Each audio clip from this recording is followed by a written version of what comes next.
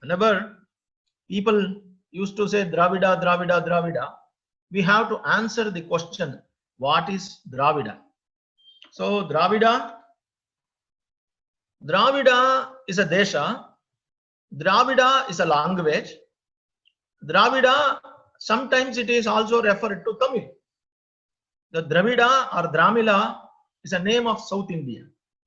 If you go to national anthem, in the national anthem it is said Dravida, Utkala, Kalinga, all these deshas are mentioned.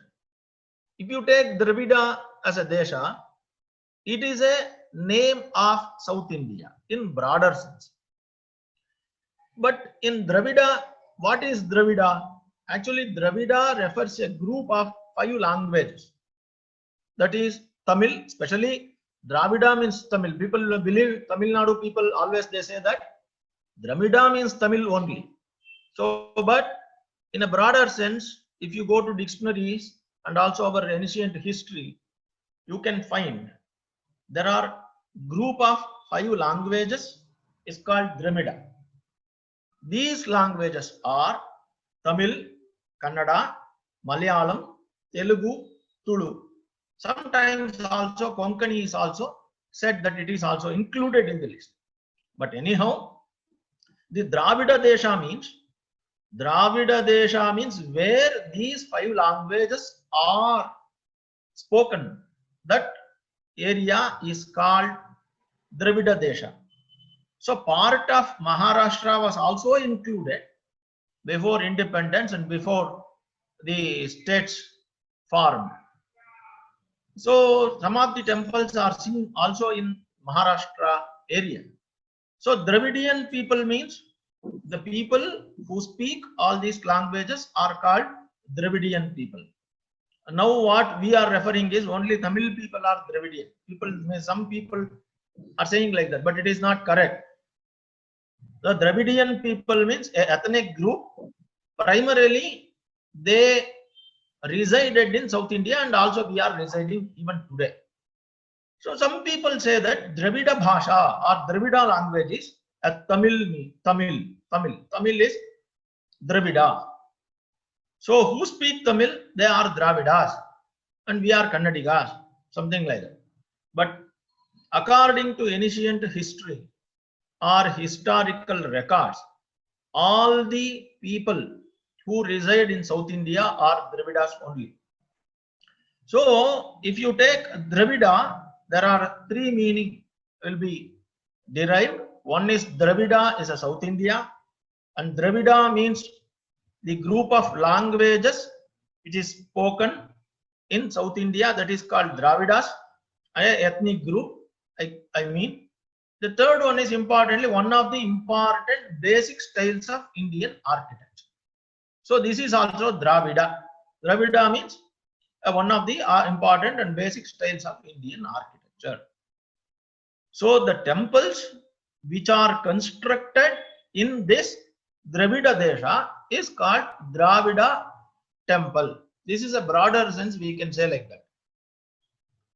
But if we go into the Agama Shastras, they give a different meaning for Dravida, Vesara and Nagara styles. The style which is very popular in the Dravida Desha is called Dravida architecture. This is what we can come to conclusion. But this is not the conclusion which is not said in the Shastras. Technically, Dravida is a different meaning it has. Dravidian architectural style means it is a different meaning is there in Agama Shastras. So in broader sense, we can come to conclusion like that. We can say the temples constructed from Himalaya to Vindhya is called Nagara. The temples constructed in the Madhya Pradesha is called Vesara. The temples constructed from Krishna to Cape Kanyakumari Bhushira, these temples are called Dravida. This is the general idea of the 3 states. So if we want to study the styles of the temples, there are sources. These sources or book or text, canonical texts are listed here. Mayamata, Nagnajit Chitra Lakshana, Aparajita Pricha, Samarangana Sutradhara. You can see, I hope everyone is seeing in the screen. Samarangana Sutradhara, Prayoga Manjari, Prayoga Parijata, Manasara, Silparatna, Shilpa Sangraha, Tantra Samuchaya, Shukraniti Sara, Kataka Bhushana, Nibandha, Sakaladhikara, Vastu Purusha Vidhana, Kasyapa Silpa Shastra, Agamas, Shaiva, Pancharatra Vaishnava 108 and Vaikanasa Shastra Puranas, especially Matsya Vayu Vishnu Dharmottara and Agni Puranas. These are the sources for studying three styles of Indian temple architecture. Even then, for studying Dravida temple architecture, we have to rely on Agamas of Shaiva, Vaishnava and Vaikanasa and Puranas, because the Mayamata and Samarangana Sutradhara and other Vastu Shastra Granthas are more related to North Indian temples, that is Nagara temple. But Agamas deal with South Indian temples, that is especially Dravida architectural style. So if we go to Agama Shastra, we can see the technical ideology of the three styles. Explanation, technical explanations for three styles of Indian architecture. Nagara, first we have to know the Vimana or complete temple. What is temple? Temple is Astupika Karanda Arabhya Chaturashram Prakalpitam, the Nagara style. So Nagara style, what it is that? Stupi, from the stupi, from the bottom to the top of the temple, it should be Chaturashra. Chaturashra means a square, which has a square plan, is called Nagara. So from the stupi to Karna, it should be normally square. In rare exceptions, it is like a little rectangle. It is called Nagara. What is Dravida? Vasvashram Ayatam Dishtnyam. This is what explains the Shastra. Octagonal or hexagonal in the plan is called Dravida. So Vesara means Vritta. It is a round in shape in the plan. It is called Vesara. This is what Shastras explain. The canonical text explains the above idea. So Dravida, if we take the Dravida temple, the temples constructed in between Krishna and Kanyakumari, this is a generalized idea. I said already, the temples which are constructed in this area, like between Krishna and Kanyakumari, are Dravida temples. But exceptions we can see in Pattadakallu, one Galaganatha temple is there. This is a North Indian Nagara style, it is there. And many Hoysala temples are constructed in Vesara style. If we consider that all the temples between Krishna and Kanyakumari are Dravida, it is not true. So that's what I said.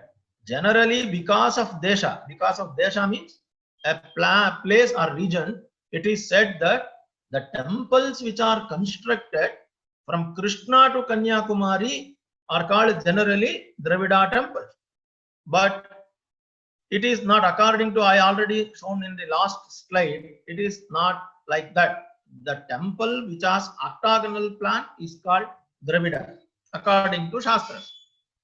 Some characteristics are here. We can see pyramidical elevation of the superstructure. We can see that pyramidical superstructure, if it is there, we can consider it is a Dravida temple. And multiplication of stories, you can say in Sanskrit they say talas. 1 tala, 2 tala, 3 tala, up to 13 tala we can go. So this is a multiplication of stories. Unique octagonal shape based Vimana. If you observe in the Vimana area, you can easily identify the octagonal shape. If it has octagonal shape only, you can consider it is a Dravida Vimana. And if you come to the plan, the square shaped Garbhagriha, it is it. So we can see this is the generalized the characteristics of the Dravida temples. So if you see here in the picture, it is a Pattadakallu temple. You can see the octagonal shape in the Vimana.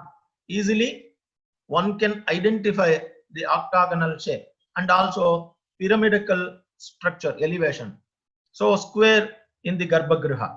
So one can come to conclusion this is the Dravida temple architecture. In Rekha Nagara, it should be a square from top to bottom, and in Vesara, it should be a vritta. So here the vritta is not there. Vritta means round shape. Round shape is not there. Square you can easily see, and the octagonal shape of the Vimana also you can see. So very important, easily you can identify this Dravida architectural style. So symbolism also very important. The temple, why we are constructing temple, when the temple construction was started, and what is the symbolism of constructing the Dravida temple. So this is also to be answered. In the early 5th century only, after the 5th century AD, we can see the constructed temples in South India. That means it was not, say, temples were not existed. We cannot say that temples were not existed before 5th century AD. It was existed, but those days the temples were constructed using the mortar Sudha, the casta means wood, and also bricks. We have number of examples. After many excavations, the temple plans were found in bricks and also in wood and also in mortar. But mortar, wood, bricks are not existing today. Only stone temples are existing. These stone temples are constructed after 5th century AD. You can see from Pallavas in Tamil Nadu and also from Badami Chalukyas in Karnataka. They constructed the temples. So one of the inscriptions of Mahendra Varma in Mandakapattu, he says that I am a Vichitra Chitta. Vichitra Chitta means I am a different minded one. And he says that why he is called a Vichitra Chitta, he says that I have constructed the temple we not using the mortar, not using the wood, and not using the brick.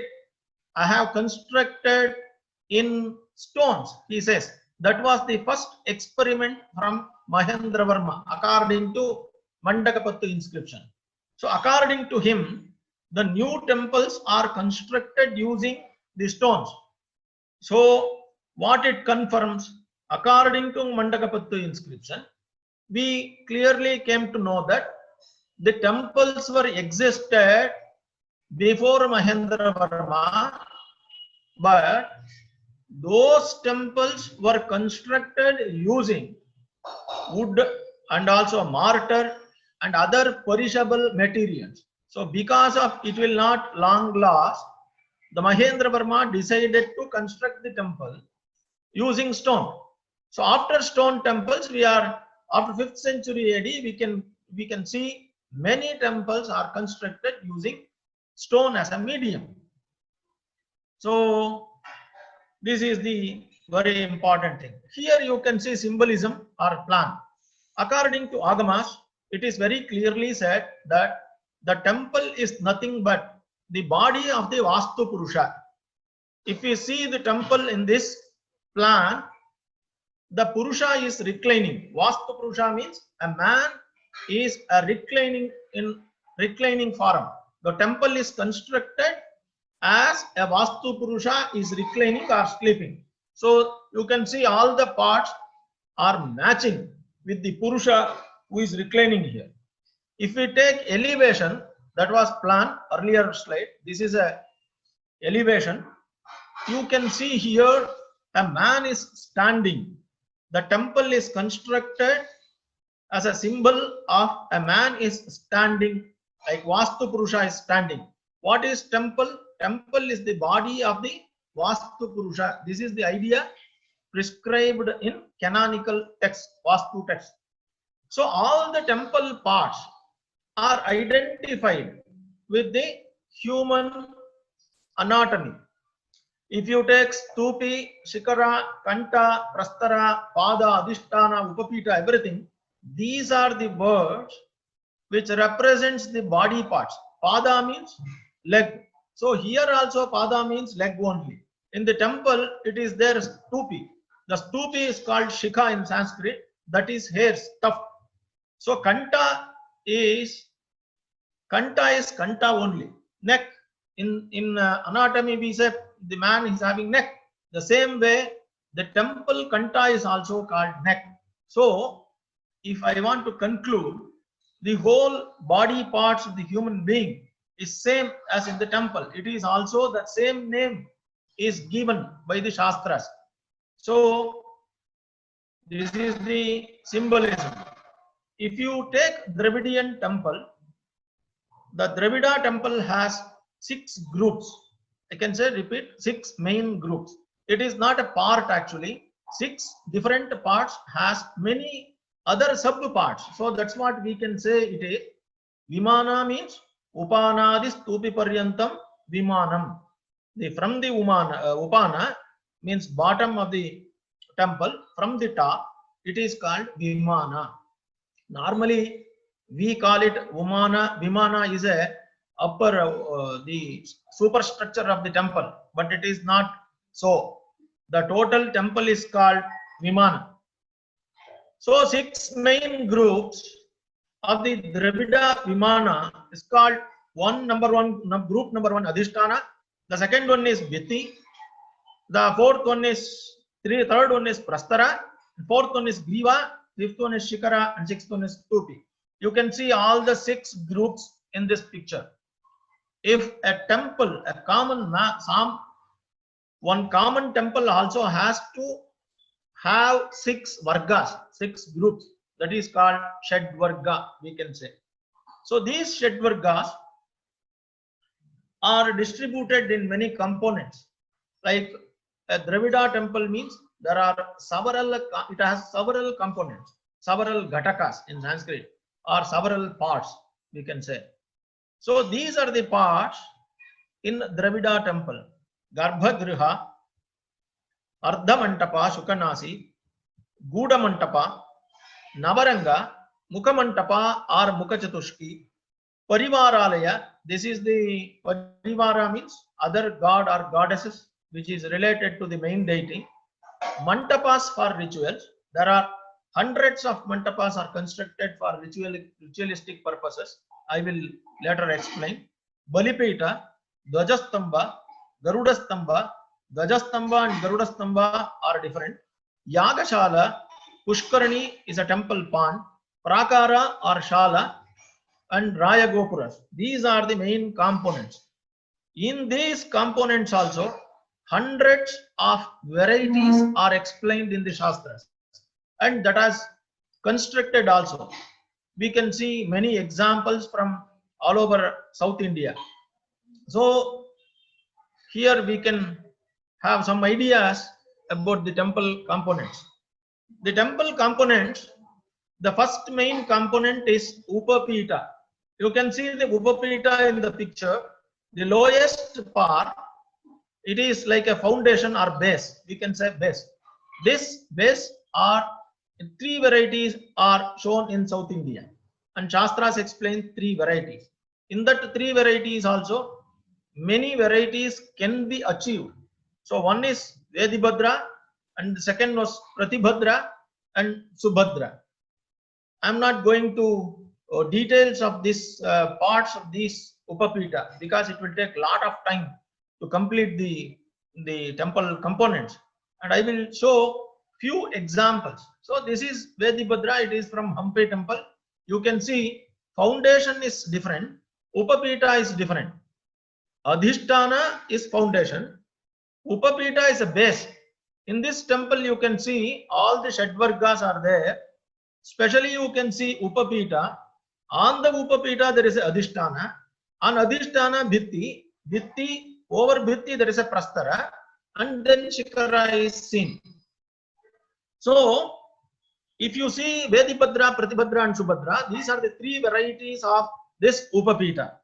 So, if we go to temple Adhishtanas, according to canonical text, there are number of Adhishtanas are explained in two groups. One group is Padabandha Adhisthana. The second one is Pratibhandha Adhisthana. These are the two main varieties of the Adhishtanas. Under Padabandha Adhisthana and Pratibhandha Adhisthana, there are hundreds of Adhisthana varieties are shown in Dravidian temples. So these Adhisthana names are explained in the canonical text, that is Shastra text, with components. That is very important. If we take one Adhisthana, means Adhisthana is a group of many parts. So if we see the Adhisthana varieties, you can see in the text Ambuja Kesara, Pushta Pushkala, Sri Kanta Bandha, Sri Nibandha, Vaprabandha, Sundarabja, Nalina Kanta, Ambuja Kanta, Sri Sundarya, Skanda Kanta, Pratimukha, Sri Bandha, Mancha Bandha, Abja Bandha, Sri Kanta, Karira Bandha, Kalasha Bandha, Shikara, something like varieties like this. And one Adhisthana means it is not a simple part. People, they go to temple and they show that Adhisthana, Vitti, Prastara, Shikara, Griva and Stupi, something like that. It is not so easy. It is like Upana. In one Adhisthana, there are number of sub parts are there. If you carefully observe one Vimana, one Adhisthana, I will show you later. You see here, these are the parts seen in Adhisthana. Upana, Dala, Kampa, Jagati, Kumuda, Padma, Kanta, Urdhva Padma, Vajana, Padma, Alinga, Tripatta, Pratimukha, Karna, Ratnapatta, Prativajana, Mahapatta, Nimuna, Shudra Padma, Tapota, Upakampa. These are the smallest parts of the Adhishtanas. You can see when you carefully observe Adhishtanas, there are many parts. These parts are named as, like in this slide explains the names. You can see here. You can see in the Adhisthana, Katakamrita, Kumuda and small parts are there. In this parts, there are 20-30 parts are seen. So these 20-30 parts also has a separate name which is explained in the Shastras. That's what, if we want to study the Adhisthana, then we have to calculate the sub parts, the numbers. Then only we can identify which kind of Adhisthana is that. I will show you. Next one. If you say Pratibandha, see Adhisthana with 19 parts.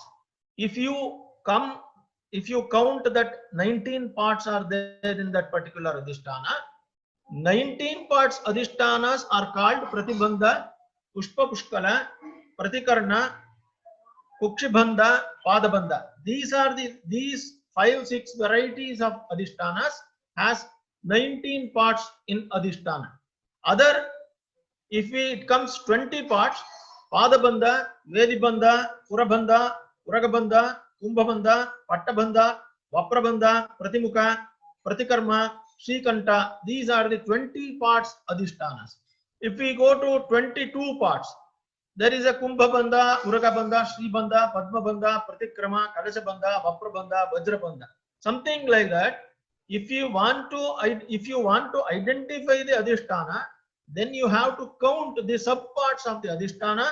Then you can decide the name of the Adhisthana. This is what I wanted to say very importantly. Adhisthana means everyone can say easily Adhisthana, but the variety of identifying Adhisthana is very, very difficult, where we have to study the Shastras. Otherwise, it is not so easy. So that's what the first thing to identify the Adhisthana is, we have to count. I will go back. You see here, we have to count how many parts are there in that particular Adhisthana. Then we can fix into the 19 parts, 20 parts, 22 parts, 23 parts. Like that, Adhishtanas with 19 to 250 parts are explained in Vastu Shastra text. Not only one, there are 19 to 250 parts. We have to count the parts first. 19, 20, 22, 23, 24, something like that. Then we have to give the identify the particular name of that particular Adhisthana. In my experience, I have seen hundreds of varieties of Adhishtanas all over South India. So this is very, very interesting. The second one is type of Adhisthana should be decided by Sthapati based on height and weight of the temple. The Sthapati used to construct the temple and he used to select the variety, because what is the purpose of Adhisthana? Purpose of Adhisthana is to protect the temple and transfer the load from superstructures to the ground. That is very important. Why Adhisthana? Why foundation are constructing? Even today, even nowadays, we are constructing the foundation for a house. Why we are constructing foundation? If good foundation is there, then the house will completely, it will be there for several years, because load will be transferred to the earth. So the superstructure will be safe. So something like that, the temples of olden days, the Sthapatis used to decide the varieties of Adhisthana to transfer the load, superstructure. So the Sthapati has to decide the height of the temple, the load of the temple, then variety of Adhisthana which can tolerate the load, and the Adhisthana can transfer the load to the earth. So also it will be decided based on the deity worshipped in the temple. This is also Shastra says, if Mahalakshmi is the goddess is consecrated in the temple, normally they go with Sri Bhoga Adhisthana, because Sri is so wealthy, Mahalakshmi is so wealthy, so the Sri Bhoga is rich in variety, and also it is so decorative. So that's what this Sri Bhoga Adhisthana is explained and prescribed for Mahalakshmi. Something also it will be decided based on the deity worshipped in the temple. So one more is, nowadays, before constructing the house, we go and we check the soil test, strength of the soil. So then only we can decide the load. In olden days also, they used to check the soil strength, then they were deciding what kind of temple should be constructed. So this is also an engineering excellency on those days.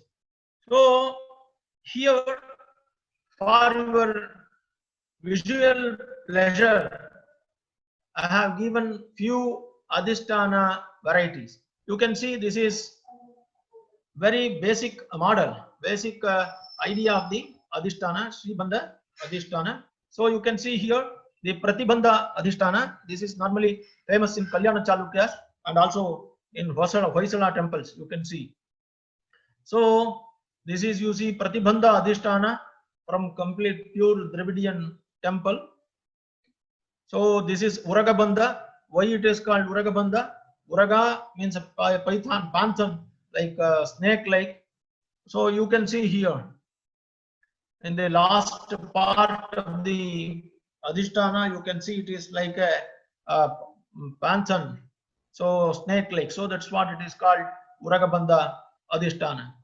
After Adhisthana, the next component or next main part of the temple is Bhitti. In Bhitti means wall. Wall is, sometimes it is so decorative or it is less decorative, but all the parts should be shown. The Bhitti is very, very important part of the temple. It is called also Pada. It is like the superstructures load is being transferred from Bhitti to Adhisthana. This is the purpose of the Bhitti. So Bhitti, just we can construct a wall, but olden days the temples are so decorated because to show that they used their space, the Bhitti wall space, for explaining our Puranic or Agamic explanations or stories. They wanted to showcase, or they wanted to showcase the complete stories of the Indian ethical and moral stories are shown here for the future generations. So that's what Bhitti is so decorating. The Bhitti also has so many parts. Devakoshtas, Bhitti Silpa, Chadya, Stambhike or pilasters, Makaratoranas, Kumbha Panjaras, Bhitti Padas, Vaatayanas, Jala, Vaatayanas. These are the parts of Bhitti. Bhitti means not only one part, it is a group. Bhitti is also a group. I already said in the early slides that there are 6 parts, there are 6 groups. And one of the group is Bhitti. Bhitti also has many varieties, many parts, sub-parts. So you can see here from Tanjavur temple, this is the Bhitti from Tanjavur temple. You can say there is a deity here, Bhitti Shilpa, it is called Bhitti Shilpa. The deity which is carved on the wall is called Bhitti Shilpa. And there is one Pranala is also there, that is Soma Sutra. And the other parts, there is a one Koshta. Koshta is a room in Sanskrit. If in English, if you say Koshta is room, a room for a deity. And Deva Koshta is so decorated. And on the both sides of Deva Koshta, you can see small figures. And also there are 2 pilasters. You can see pilasters, 2 pilasters on the sides of the deity. And also the Kudyas also seen. That is called Kudyas. The Kudya is pilasters. Small stamba is called Kudyas. And there is a one Chadya. Chadya is covering on the above of the deity. And then one Kumbha Panjara. You can see Kumbha Panjara in between the 2 pilasters. In between 2 pilasters, there is one Kumbha and a small stamba is rising from the Kumbha. It is called Kumbha Panjara. So these are the parts on the Bhitti. So Bhitti means not only a small wall. If it is decorative wall like Hoysalas, they exhibit many deities and stories of Ramayana, Mahabharata and Bhagavata, and Puranic deities are shown on the wall.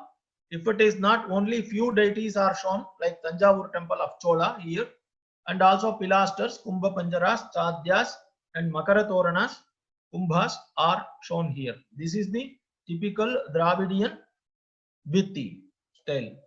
So you can also see sometimes Jala Vaatayanas or Jalandhras, that is called windows. Windows for light and air, fresh air. In the temple inside, if we are there, we need light. And those days, electricity was not there. So they have to arrange the Jalavatayanas for light and fresh air. They can put just window, but they made it so decorative, and there are hundreds of varieties are seen in South Indian temples of these Jalandhras. Each Jalandhra has many names according to their design. So you can observe in Pattadakallu temple, there in the Pattadakallu temple only there are 15 varieties of Jalandhras. More than 15 varieties of Jalandhras are seen. So we can come to the part of Prastara, Griva, Shikara and Stupi. So you can see here Prastara, Griva, Shikara and Stupi. You can see the first part is Prastara, second part is Griva. Griva means in Sanskrit it is neck. Neck is called Griva. Shikara means head and Stupi means tuft or hair. These are the parts of the temple. So when neck is there, neck is Khanda or Griva. It is called Griva. So we can go to next slide. Here we can see the Shikara or Stupi. What is Stupi? Actually, Stupi is a complete kumbha or kalasha. What we say in English is pot. Pot with full water of Ganga, and there is a last part you can observe. It is like a coconut. So last part above that there is a one part is that is called, this part is called the coconut part. So this is a part here, wooden earthen pot you can see here. This is the pot. So then there is a vastra. Even today, if we worship in the homes, we establish, we consecrate one kalasha and we do the worship of Paramahalakshmi or Ganapati or something. So where kalashas are there, so it is believed that this is the kalasha where Ganga water is there. So there are so many parts here also. It is not only one part. It is many sub parts are there. That is also to be studied. Here you can see here Mahapadma and Padmas, and this is the Nasi of the Shikara. This is called Nasi. You can see this one is called Shukanasi. You can say this is Karnakuta. This is Bhadranasi. So there are Bhadranasis, there are Karnakutas, and you can see here the Vedi. This is called Vedi. This is called neck, where you can observe the octagonal shape is there. So that's what it is called Dravida temple or Dravidian temple. So the other component of the Dravidian temple is Hara. This is called Hara. This is stucco images from Sri Chalvanarayana Swami temple of Melkote. You can see here. This is Hara. Hara means the place which is so attractive. In Sanskrit, Hara means in English attractive. So these are the attractive parts of the temple, where you can see this is the temple from Ganga times. So it is also the very Nolamba also. And you can see Nolamba Bhoganandeshwara temple. This is Vijayanagara style. It is in stucco. It is in stone. So Hara can be in stone or also in stucco. So after the Haras, the main component of the Dravidian temple is stambhas, the pillars. Hundreds of varieties are carved in temples. What is the purpose of pillar? Pillar supports the superstructure and also transfers the load of superstructure to the earth. This is also all architectural part of Dravidian temple has a purpose. It has a purpose. So without purpose, no architectural part is carved. And it is decorative because they use for the decoration purpose and also for a technical purpose. So that is the beauty of the ancient architecture. So you can see how many varieties of stambhas are seen. Brahmakanta, Vishnukanta, Rudrakanta, Bhanukanta, Saumyakanta. I will explain you here a few things. Brahmakanta, you know all Indian philosophy. Brahma has 4 faces. So the pillar which has 4 faces is called Brahmakanta. Easily one can identify. Brahma has 4 faces. The Brahmakanta pillars also has 4 faces. Vishnukanta, Vishnu has 8 faces. That's what it is called Vishnu. Rudra means a linga. Rudra is round shape. So in linga also we call it Shiva as a linga because he is Sarvatomukha. Sarvatomukha means he can see any face. So that's what Rudrakanta is 5. Bhanukanta is 12 face. Bhanu is Dvadashaditya. According to Indian philosophy, there are 12 Suryas, 12 suns. So that's what it is called Bhanukanta. Saumyakanta is 16 face. So Bhadrakanta is a square with Bhadra. Vyalakanta means Vyalas with Vyalas. Vardhamana, Urvashrastamba, Shrikara, Vyalapada, Simhapada, Ashwakanta, Samyukta Stamba, Chitrakamba. These are the varieties of pillars seen in Dravidian temples. I will show you 1 or 2 examples for that. You can see here in the left side of your screen, it is a Hoysala temple.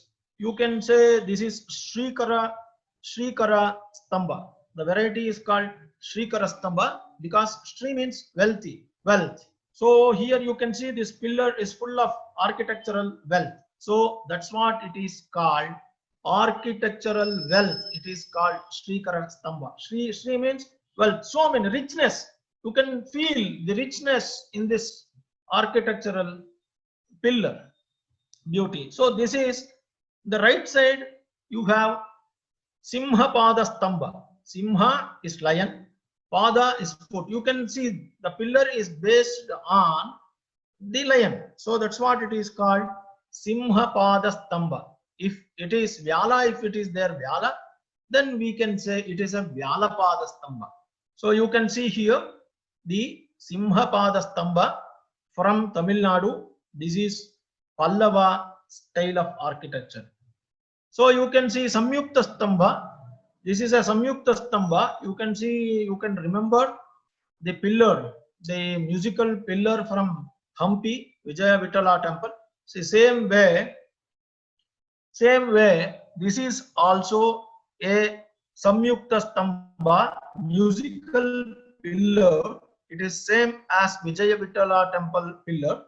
It is from Melkote Chalvanarayana Swami temple, which is constructed during the Vijayanagara period. So the second one is in right side also you can see Chitra Stamba. Chitra Stamba means small deities or figures are shown in the Khandas or Palakas or frames. You can see here. So like that, this is in, it is a famous in Vijayanagara period. So this is called Chitra Stamba. So these are the Chitra Stambas. Then if we go to Sopanas, Sopana means Sopanas is a what do you say, steps to climb the mantapas. This is also, there are varieties of sopanas are carved in Dravidian temples. One is Hasti Hasta Sopana. The Hasta means hands, Hasti means elephant.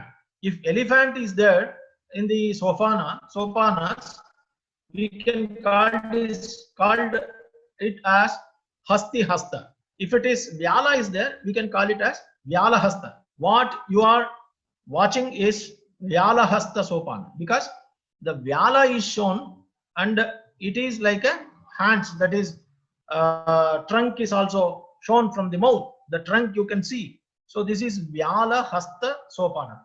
And also you can see the Makara Hasta also. So sometimes the Makara means crocodile also seen.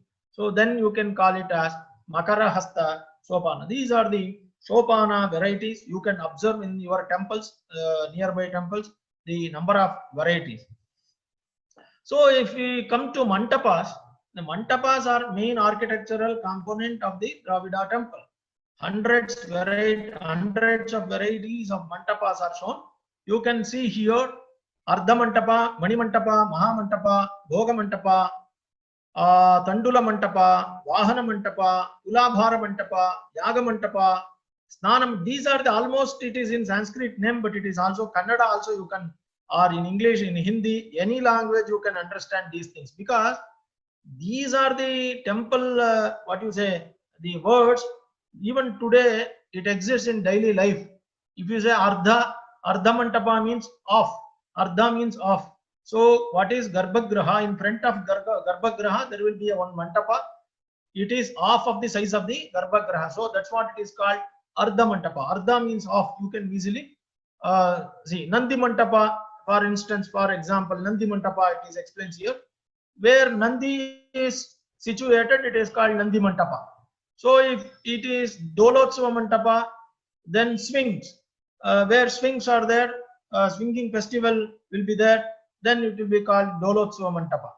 Then if you call Shesha Mantapa, where it is shaped as a Shesha, it is called Shesha Mantapa. So something like Ankura Arpana Mantapa, where Ankura Arpana takes place, that Mantapa is called Ankura Arpana Mantapa. So Bhupariksha Mantapa, where soil test will be held, that Mantapa is called Bhupariksha Mantapa. So something like that. There are hundreds of Mantapas are there. These Mantapas are in the beginning, like in Kalyana Chalukya or Badami Chalukya or Pallava times, the Mantapas were less.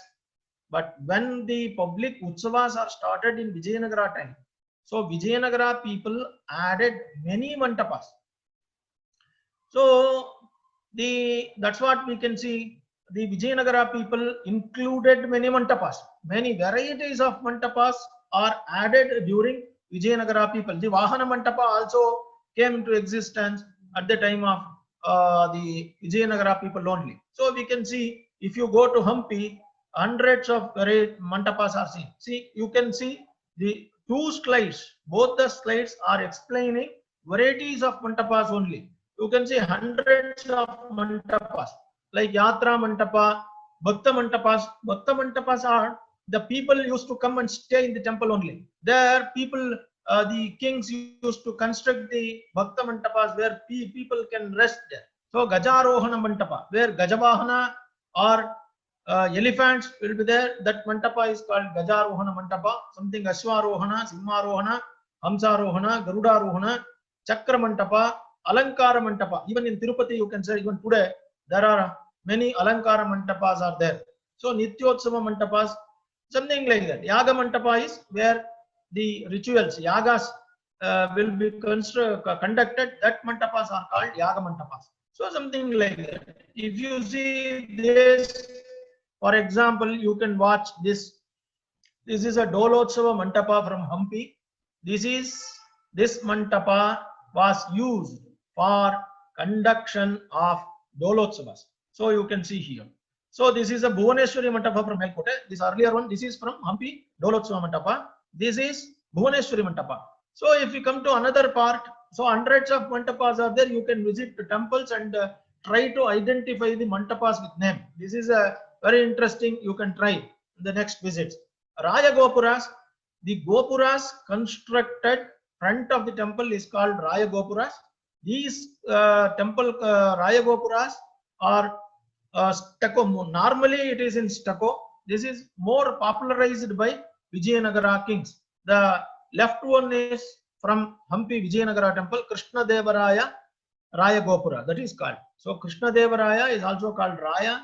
Vijayanagara kings are called Rayas. So that's what they popularized the concept of these Gopuras. That's what it is called, Raya Gopuras. So the Prakara or Kaisale. Prakara is also one of the component of the Dravidian temple. The Prakaras are constructed outer and also inner. So inner Prakaras are also seen and outer Prakaras also seen. This is a Vijayanagara temple style where inner Prakara you can see with one Shudra Mantapa. Shudra Mantapa is 4-pillared Mantapa. Okay. So then the component is, one more component is Pushkarani. Pushkaranis are always constructed with the temple. The temple, a very essential part is Pushkarani because they do Tirthotsava and other rituals. Without Tirtha, they cannot conduct the rituals. So that's what they have to construct one Pushkarani. This is what Shastra says. If we say Shastras, Pushkaranis are very important. And left side of the temple or Ishanya part, that is north east of the temple, they used to construct the one. So very important Pushkarani. So then this is Garudagambha or monolithic pillars. This is also very essential part of the temple. One is from Melkote temple from Hoysala period, and the second one is from Tamil Nadu. This is also from Pallava period. You can see both the Garudagambha and Garudagambhas in front of Dvajastambha is different. Dvajastambha is within the temple, whereas Garudagambhas are outside the temple. So this is very interesting. It is also explained in the Agama Shastras. Varieties of Garuda pillars are explained in the Shastras, and that is also there in Karnataka. We can see in Tamil Nadu also. So inside temple we can say Garbhagriha, Sukanasa, Navaranga, Mukhamantapa, and Gudamantapa are the parts of the South Indian Dravidian temple. Very important things: Garbhagriha, Sukanasa, Navaranga, Mukhamantapa, and Gudamantapa. We can see this is Garbhagriha. Garbhagriha is where God is consecrated inside, where it is called Garbha. You can keep the light there. And olden days, there was no electricity, I already said. So they used to keep the light. So electricity was not available to all the public. Whenever the time needed, the temple authorities were giving the light to people. So that was the practice. So that's what they used to protect the light inside the Garbhagriha. That's what where the air will not be like windows are not there. Air cannot go inside. So anybody can not disturb the light because light was preserved on those days in the temple. So in front of the Garbhagriha only, the part is called Sukhanasi, or sometimes it is in Tamil Nadu, it is called Ardhamantapa. Okay. So Ardhamantapas and Shukkanasis are both the same in context, I can say. In Tamil Nadu, they call it as Ardhamantapa, where we call it as Shukkanasi in Hoysala temple. In front of the Shukkanasi only, it is called Navaranga. Navaranga means the place where Ranga Bhoga is offered to God. Ranga Bhoga means there are two Ranga Bhogas. Bhogas means pleasure to God. One is services to God, I can say. One is Anga Bhoga and second one is Ranga Bhoga. Anga Bhoga means the services which are offered to God himself directly in Garbhagriha. It is called Anga Bhoga. Ranga Bhoga means the services which are offered outside the Garbhagriha in the Navaranga. That is called music, dance, and also some recitations. These are called Ranga Bhogas. Ranga Bhogas always offered from outside. It is a pleasure of eye and also ear, not to the Anga. Anga means main body, like smearing the oil, smearing the butter, or dressing, or offering the garlands. These are called Anga Bhogas because it is offered to the deity. Whereas Ranga Bhoga is from far away in the Navaranga. There is a place is called, you can see in this picture, there is one round area is, the stage is there. On this stage, dancers used to offer the dance and musicians were playing, sitting there, and also the people who are Vedic scholars used to recite the mantras outside. So this is called Ranga Bhoga. So the temple is called Navaranga is created for that. The Guda Mantapa, sometimes it is a long passage in the temple. So the temples, Dravidian temple also has two parts, Sandhara and Nirandhara. Sandhara means with Pradakshina circumambulatory path. The temple which has circumambulatory path inside, it is called Sandhara. The temple which is not having the circumambulatory path inside is called Nirandhara. So all Hoysala temples, you can say that is Nirandhara temple. They can take a circumambulation only from outside, not from inside. But whereas in Vijayanagara temple and Chola temples, you can take a Pradakshina with inside. You take Pradakshina to circumambulation to the deity, main deity inside. So the kutas are very important in Dravida temple also. Especially in Hoysala temples, Hoysala is a mixture of Vesara and Dravida. That's what I am explaining here. Hoysala is not pure Vesara, I can say. So that's what kutas of temples are very important, like Garbhagrihas. These Garbhagrihas are called Ekakuta, one Garbhagriha, having one Garbhagriha. Dikuta means two Garbhagriha, Trikuta is three Garbhagriha, Chatushkuta is 4, and Panchakuta is 5. You can see this is the Trikuta, for example, from Somanathapura near Mysuru. So this is Chatushkuta from Dodda Gaddavalli, and the Panchakuta is from Govindanahalli. You can see here. So very interesting component. One more component is Dvarabandhas. The Dwaras are door jambs having so many shakas. That is so many decorations. You can see here parts. If it is having one part, it is Eka Shaka, and if it is having two designs, then it is Dishaka. If it has three Shaka, so like that, Chatushaka up to Sapta Shaka, 7 varieties of drawings are seen. You can see this is from Lakkundi temple near Gadag. It is from Kalyana Chalukya temple. It has 7 shakas, 7 creeper designs. You can say Shaka in Sanskrit is creeper.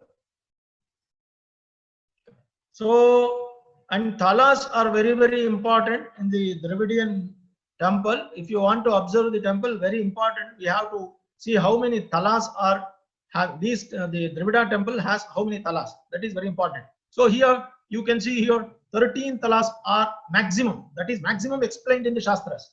You cannot construct more than 13. If you construct more than 13, it will be prone to earthquake and other problems.